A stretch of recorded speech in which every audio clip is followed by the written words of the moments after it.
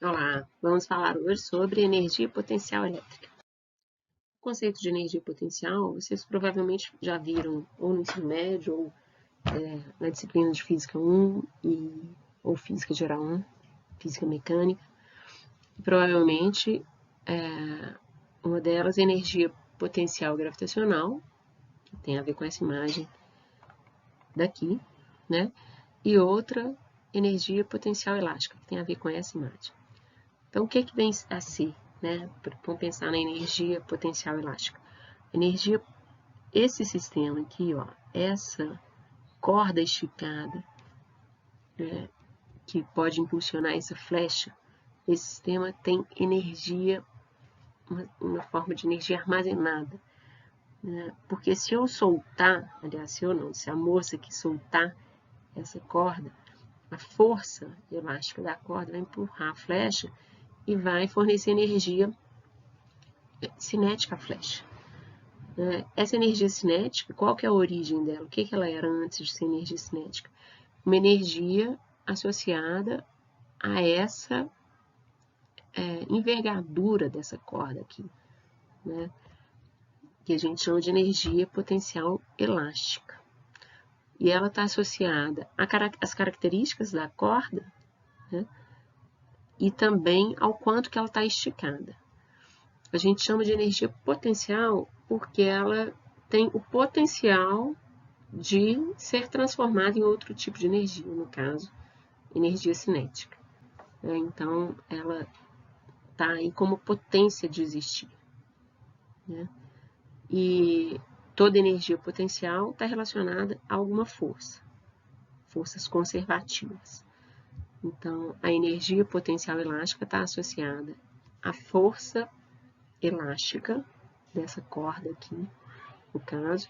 E aí, quando a gente libera essa força para ela ser exercida e realizar um trabalho, essa energia que era potencial elástica, ela é convertida em outro tipo de energia, no caso cinética. Tá? Aqui a gente vê uma montanha-russa, né? Esse carrinho aqui vai descer, e à medida que ele for descendo, ele vai ganhando velocidade, então vai ganhando energia cinética.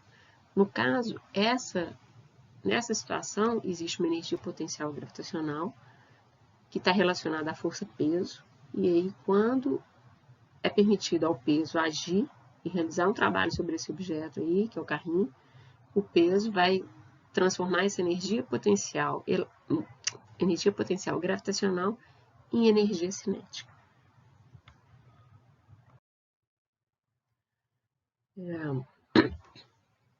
Bom, então vamos pensar em energia potencial elétrica, que vai estar relacionado à força elétrica. Tá? Vamos pensar nesse canhão elétrico aqui. O que seria isso? Eu tenho um objeto positivamente carregado aqui, fixo nesse cano de canhão, tá? E tenho próximo a ele uma bola de canhão positivamente carregada também, que está travada no caso.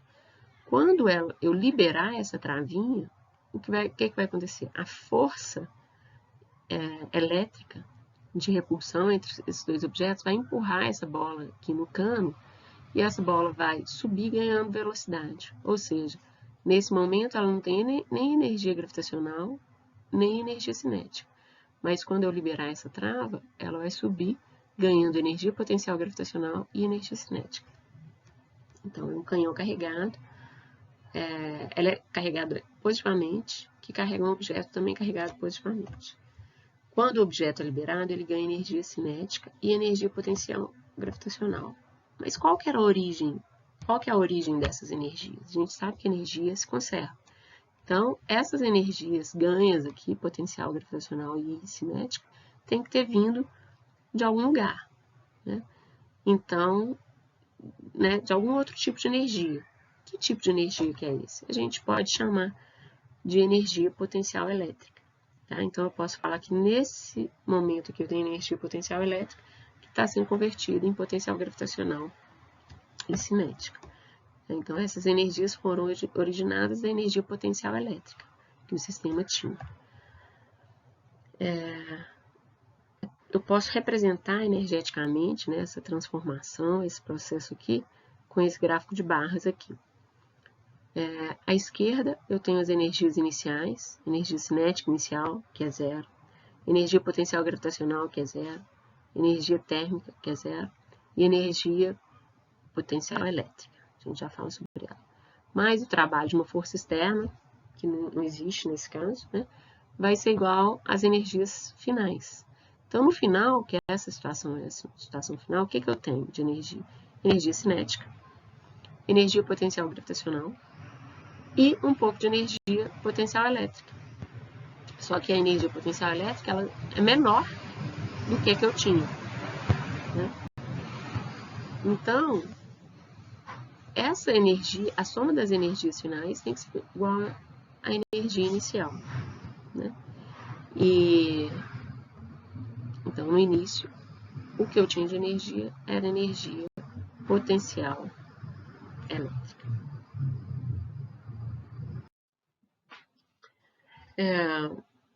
Vamos pensar em umas características dessa energia potencial elétrica. Né? O que acontece, como que ela deve variar de acordo com o afastamento entre as cargas? Né?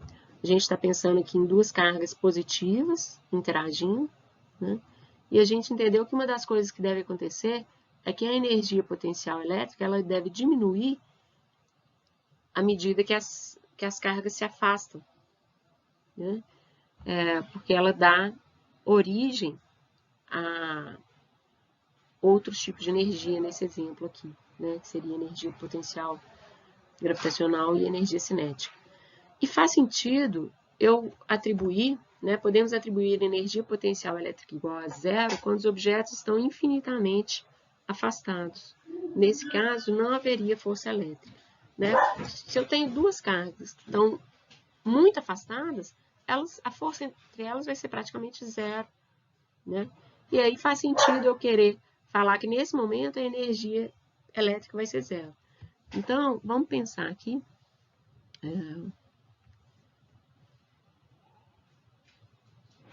Vou tentar colocar isso. Vou colocar isso.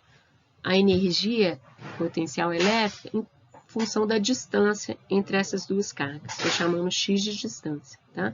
Então, o que eu quero de característica para essa energia?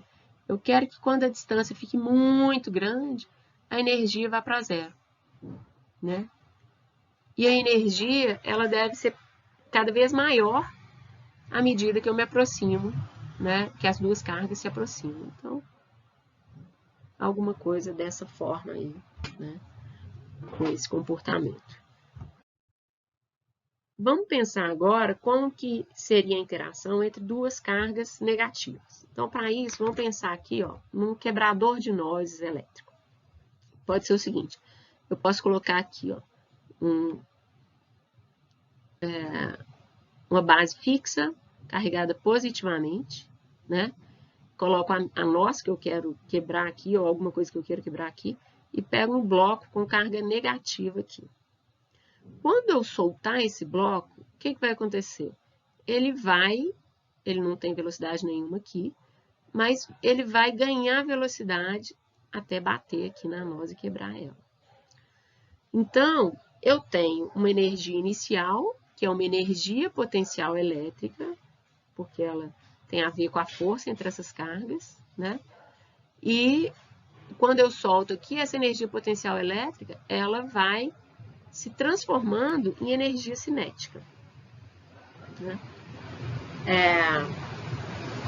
Então, quando o bloco carregado negativamente desliza em direção ao bloco positivamente carregado, sua energia cinética aumenta.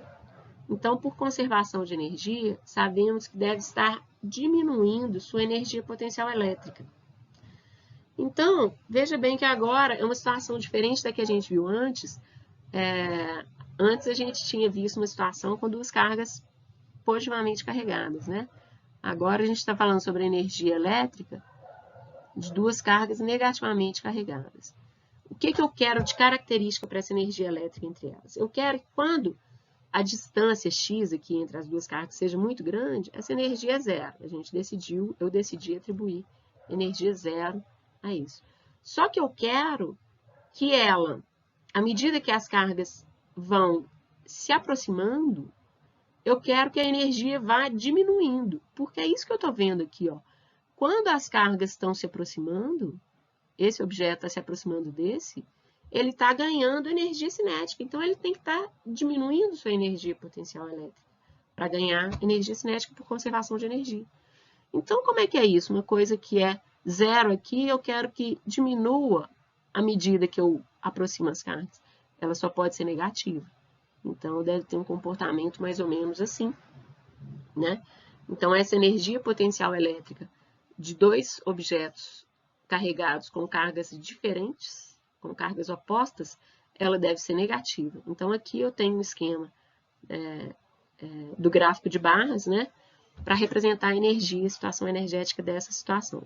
Então, inicialmente, eu tenho uma energia potencial elétrica, porque eu tenho a força elétrica atuando. Essa energia potencial elétrica é negativa. E aí, o que vai acontecer na medida que elas vão se aproximando, né? Essa energia aqui tem que diminuir, né? Ou seja, se torna mais negativa, para que a energia cinética aumente. De forma que, quando eu somo essas duas energias aqui, eu tenho a mesma energia inicial. Tá bom? Então, é isso que está escrito aí, como a energia, quando estão infinitamente separados é zero, e ela vai diminuindo à medida que se aproximam. Então, essa energia, que é menor do que zero, pode ser negativa. Só pode ser negativa. Vamos tentar encontrar agora uma expressão, né, matemática para o cálculo dessa energia. Então, energia potencial elétrica.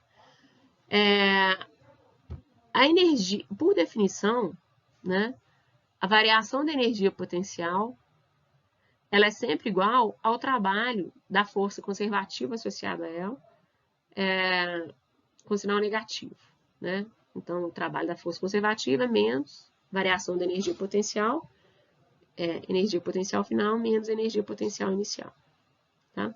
Como aqui a gente está falando de força, a força conservativa seria a força elétrica e a energia potencial seria a energia potencial elétrica, então vou escrever o trabalho como trabalho da força elétrica, né? E aqui, usando a distributiva do sinal negativo, aqui eu vou ter energia potencial elétrica inicial, né, com sinal positivo, menos energia potencial elétrica final.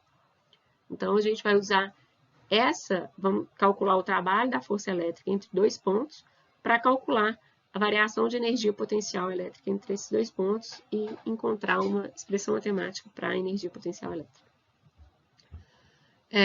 O trabalho de uma força é sempre definido como a integral da ação dessa força ao longo do caminho, né, do ponto inicial até o ponto final, produto escalar. Como aqui a gente a força que interessa a gente é a força elétrica, vamos usar aqui a expressão que a gente já conhece para a força elétrica. Força elétrica entre duas cargas é constante de Coulomb vezes o produto das cargas dividido pela distância entre as duas. Essa integral aqui, né, as constantes podem sair para fora da integral. Integral de 1 sobre R2 é menos 1 sobre R. Então, fica aqui menos 1 sobre R vezes as constantes.